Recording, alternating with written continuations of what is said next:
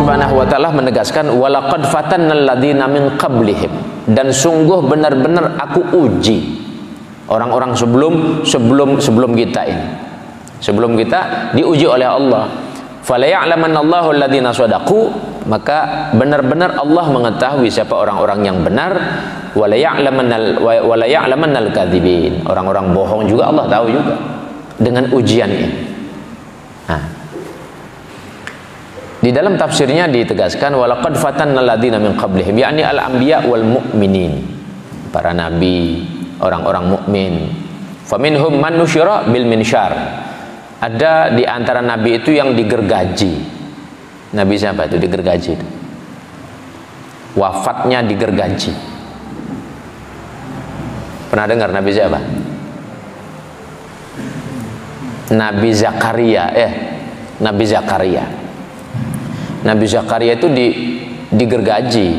Anaknya dipenggal. Nabi Yahya. Jadi ujiannya ya berat juga ya. Di penjara sekaligus kemudian dipenggal kepalanya, itu Nabi Yahya. Singkat kisahnya, Nabi Yahya dewasa, lalu beliau diangkat menjadi nabi, belum sampai umur 40 tahun sudah diangkat menjadi nabi. Nah, pada waktu itu satu masa itu ada 3 nabi sebenarnya. Nabi Zakaria, Nabi Yahya, Nabi Isa. Jadi ini 3 nabi ini satu zaman. 3 nabi ini satu zaman. Cuman wilayah dakwahnya beda. Wilayah dakwahnya, kalau Nabi Yahya itu, Nabi Zakaria, Nabi Yahya itu di daerah, kalau sekarang itu daerah Yordan. Kalau sekarang itu daerah Yordan itu ya. Kalau Nabi Isa di Palestina itu sudah. Nah, cuman mereka ini satu masa. Beda umurnya 3 tahun. Nabi Yahya dulu lahir, baru Nabi Isa. Jadi dalam satu masa ini 3 nabi ini. Nah, tatkala Nabi Yahya sudah dewasa, diangkat jadi nabi oleh Allah Subhanahu wa taala, beliau ini kenceng, tegas orangnya, jiwa muda ya. Tegas orangnya. Nah, di sana ada seorang raja. Raja ini biasa beliau kalau minta saran, minta nasihat kepada Nabi Yahya. Sampai satu saat terjadi kasus yang menurut ajaran Taurat itu tidak benar, di mana si raja ini dia suka sama anak tirinya, karena punya istrinya sudah tidak layak pakai lah ceritanya begitu. Ukuran seorang raja tidak layak pakai, akhirnya senang sama anaknya.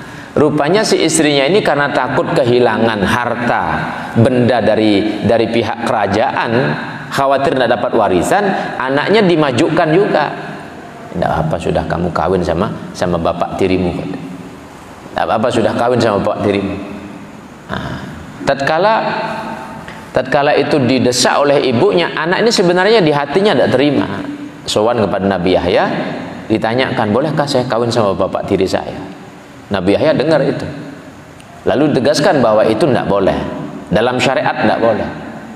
Disampaikanlah kepada raja. Raja ini sudah kadang ngebet sudah ya, pingin menikahi anak tirinya ini karena cantik anak tirinya.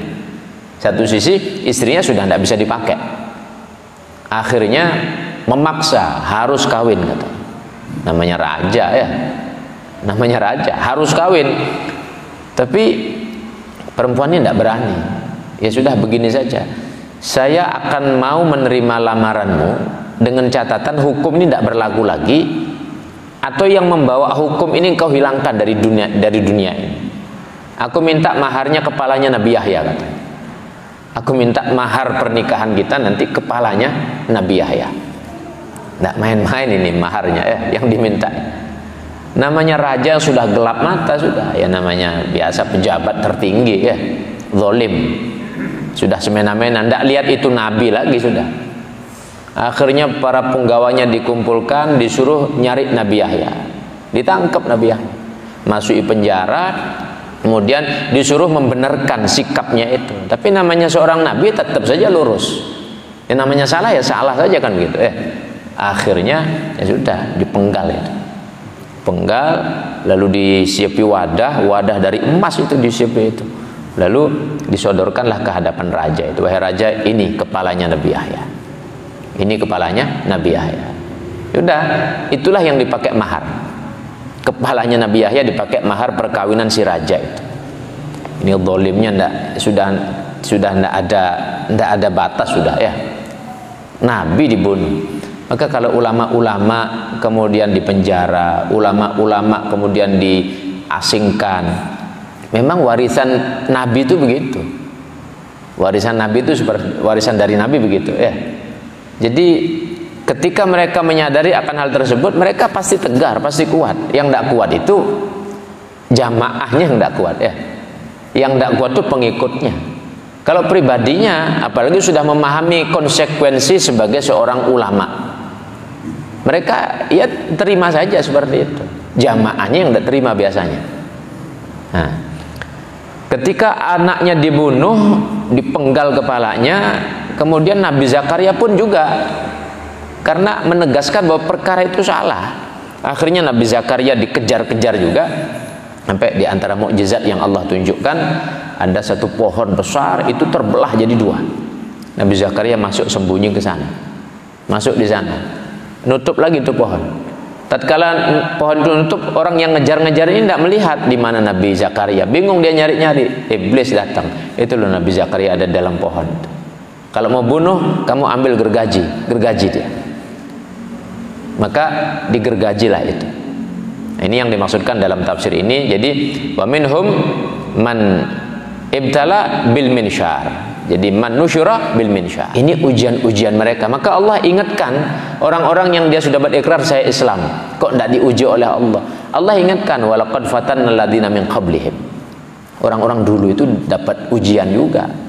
Sehingga Allah tahu mana yang benar, mana yang dusta, mana yang ikhlas, mana yang munafik.